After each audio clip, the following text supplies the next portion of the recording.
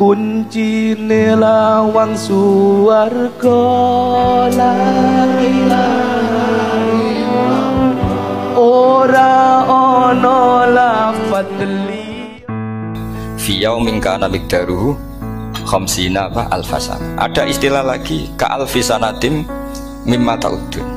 Itu kan hitungannya beda jauh, yang satu 1000 tahun, yang satu hanya 50 khamsina alfasana, 50 ribu tahun. Ngitungnya gimana? Ngitungnya gampang saja kalau kita tidak punya tradisi menganalisis. Ketika Abdul bin Abbas ditanya, lalu ke alfasanatin maknanya apa? Khamsina alfasana maknanya apa? Ya yaumun aradahu, wah itu hari yang dikehendaki Allah. Kamu tidak perlu tahu. Memangnya kalau kamu tahu terus mau apa? Itu kan memang satu ilmu, karena dulu orang itu nggak perlu istighol bima la ya'nihi, tidak perlu sibuk dengan sesuatu yang nggak perlu tahu.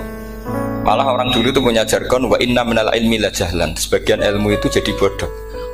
Misalnya gini, saya tadi kenalan sama Pak Mustaqim, saya tidak akan tanya bapaknya siapa, mbaknya siapa, karena itu tidak penting bagi saya. Yang penting saya itu nyari ilmu yang menjadikan saya diridani Allah.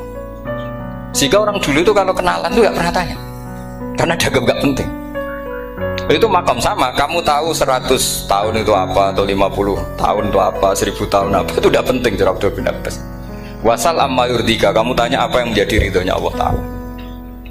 Sehingga ketika orang dulu cuek, kenalan kok tidak ditanya bapaknya asalnya mana, mereka itu apa ya, konsisten dengan konstitusi min husni islamil mar'i tarkuhu malayani. Tapi para analis, wah ini tidak familiar, kenalan kok dingin-dingin saja, orangnya dingin, pasif.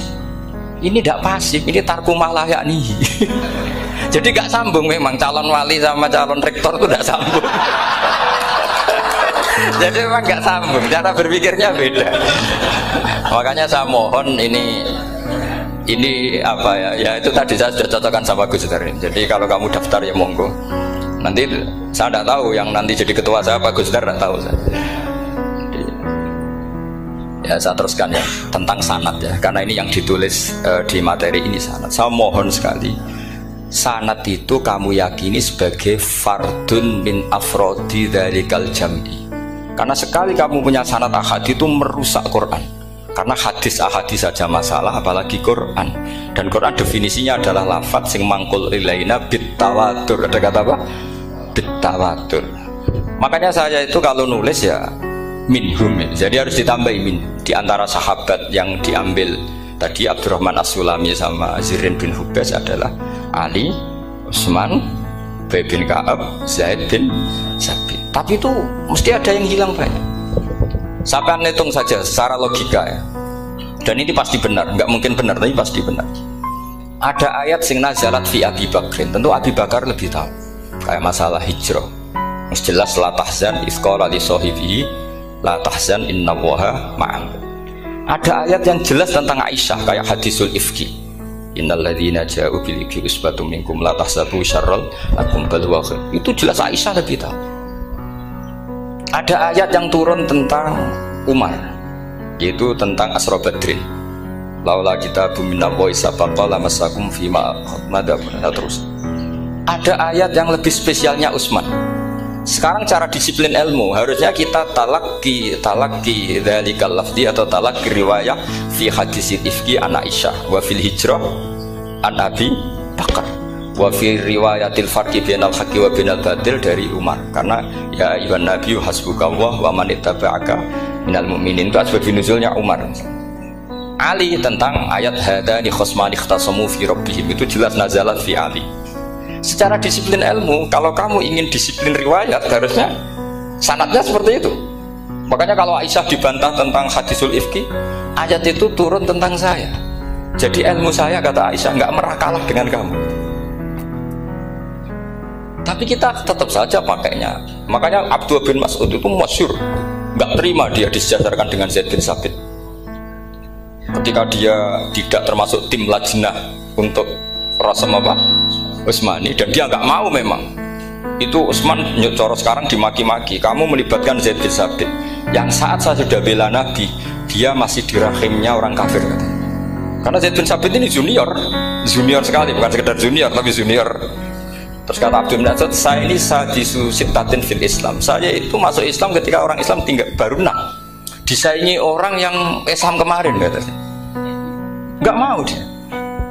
Dan itu bukan keangkuhan tapi profesional. Ya tadi harusnya kita mikir kenapa sanad Quran hanya lewat orang-orang yang notabene ansoriyin. Mestinya kan nggak menangi periode surat-surat apa? Makkiyah. Maka kita butuh menyebut banyak sebetulnya. Maka saya mohon meskipun tulisannya hanya Ali, Utsman, Ubay bin Ka'ab, Zain bin Sabit, di hati kamu tetap minhum apa? Di antara sahabat yang kebetulan mudawwan terbukukan itu. Karena ini bahaya kalau dalam ilmu riwayat, karena Quran harus riwayat itu jam'in anjam. Saya beri contoh betapa pentingnya orang-orang yang nggak ahli ilmu. Orang nggak ahli ilmu, tapi barokahnya tawatur. Tawatur itu ya mutawatir. Meskipun harus lewat mungkin takdirnya medsos atau TV atau mubalek atau orang nggak jelas-jelas, nggak apa-apa. Sementing ila darajatid tawatur. Pernah ada seorang khotib, masyhur itu cerita itu. Saya punya kitab yang dikarang oleh orang alim tapi jenisnya jenis peneliti. Meskipun nanti pas analisisnya saya juga agak setuju, tapi ya riwayatnya saya setuju. Itu ada orang khotib baca ayat wala tankihul musyrikati hatta yu'min wala amatum mu'minatun khairum min musyrikati walau ajabatkum. Dia masih baca wala tankihul musyrikina hatta yu'minu, masih baca bi fathita karena depannya bi fathita, belakangnya juga fathut ta. Maka maknanya menjadi gini, wala tangkihu lan ojo nikah sira kabeh, karena ini mutaaddi yang bila mafulin wahid. Kowe ojo nikah sira kabeh lanang, karena ingkaha atau ya ingkahu. Karena wala tangkihu berarti la tangkih, la tangkiha, la tangkihu. Berarti khitabnya pada jamak mudzakkar salim. Wahai para lelaki muslim, kamu jangan nikahi lelaki musyrik. Wah itu si Arabi itu tersiksa. Hebatnya apa dawuhnya Allah kalau bakas sekelas itu? Gak usah dilarang, yang mau minat tuh siapa?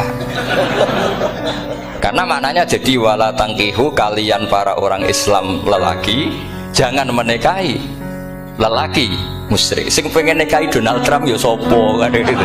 Mbok gak usah dilarang ya kita tidak akan menikahi.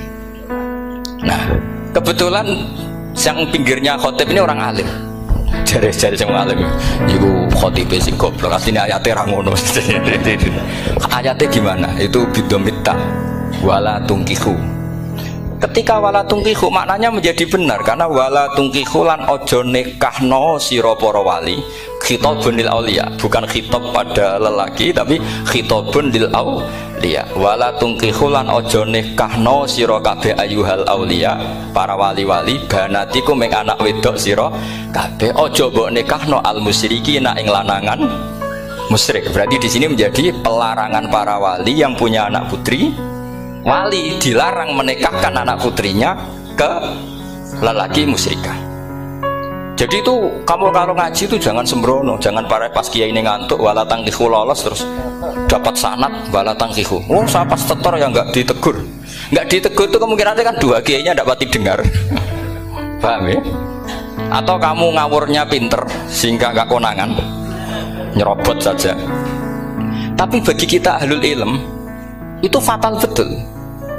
Sehingga orang-orang ahlul ilm itu mesti mengharokati sekian mawadi uzalal istilahnya, karena bahaya. Jadi ya, saya ulang lagi ya, mestinya bacanya wala tangkihul musyrikati hatta yu'min bi fathita. Itu betul, wala tangkihul lan ojo nikah sira kabeh lanang Islam ke ojo nikah al musyrikati ing wadon perempuan musyrikah. Tapi kalau yang kedua harus dibaca bidomita wala tungkihu lan ojo nikahno sira kabeh para wali ai banatikum maful bih awal dibuang ing anak wedok sira kabeh ojo mbok nikahno al musyrikin. Tapi sekali dibaca wala tangkihu maka kualitas maknanya itu seperti tadi, wahai para lelaki mukmin jangan nikahi lelaki musyrik. Makanya si Bedui ini tanya, apa betul itu kalamu? Wah iya, masa Allah ngendikan sekacau itu? Kecewa dia, masa ada ayat Quran yang dipuji-puji jami'ul kalim kemudian kualitasnya seperti itu. Jadi wong alime yo khotib sing goblok orang ngono. Artinya apa? Ketika Quran dibaca secara salah entah makhrajnya, entah halafatnya atau harokatnya. Ini Arabi saja tahu, karena Arabi pun punya adzauqus salim. Karena adzauqus salim tidak didominasi para mukri atau para kiai atau para ahli Quran. Orang yang salimatuz dzauq juga bisa. Sehingga pernah ada seorang khotib juga, ini cerita-cerita Bedui. Orang khotib pidato khutbah, fawarabbis sama'i wal ardi innahu lahaqqum mislama annakum tantikun. Demi Tuhannya langit dan bumi, bahwa apa yang dijanjikan Allah pasti terjadi. Lahaqqun itu maknanya terjadi.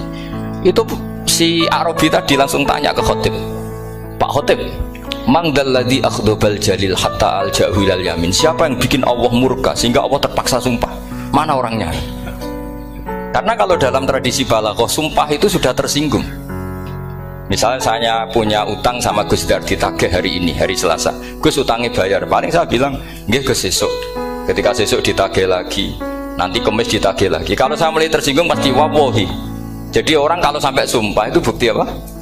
Tersinggung. Karena kalau dalam balaghah disebut kalau mukhatab tuh kholiyat dhihni tidak usah taukid, tapi kalau mulai mutaraddid agak ragu dikasih taukid. Kalau banget nggak percaya nih dikasih sumpah. Itu mesti terusannya duga. Itu kaidah tuh, nggak bisa nggak. Karena al-yamin atau al-qasam itu ya dulu alal ghadab. Makanya langsung si Arabi tadi tanya, man dzalladzi akhdhabal jalila hatta al-jawil al-yamin. Siapa yang bikin Allah tersinggung sampai Allah terpaksa sumpah? Ini dzauqul Arabi, dzauqul Badawi, orang yang sangat betul. Karena Quran mutawatir lafdzon wa dzauqon wa balaghatan wa nahwiyan dan sebagainya. Sehingga sebelum ada Imam Nafi', ini saya cerita khasnya ahli Quran, karena bapak saya, buyut-buyut saya itu hafal Quran. Dulu ketika bapak saya tadi Mbah Munawir sampai berapa? 98% ya yang hafal Quran, era anak tadi. Era anak itu 98%. Ya dari jenengan tadi. Jadi dulu bapak saya nasihati saya hafal Quran itu lucu, nasihatnya gini dong. Aku hafal Quran, mbahmu buyutmu hafal Quran. Yes, ojo kepaten obor. Nak kowe rapal itu sebenarnya alasannya anakmu rapal gampang, wong bapak ya rapal. Putu tuh gampang meneh. Wong bapak mbah ya ora. Maka anake wong alim rapal Quran atau orang alim itu kriminal pertama yang menjadi sunatan mutabah. Karena itu mau melegalkan anaknya punya alasan kan?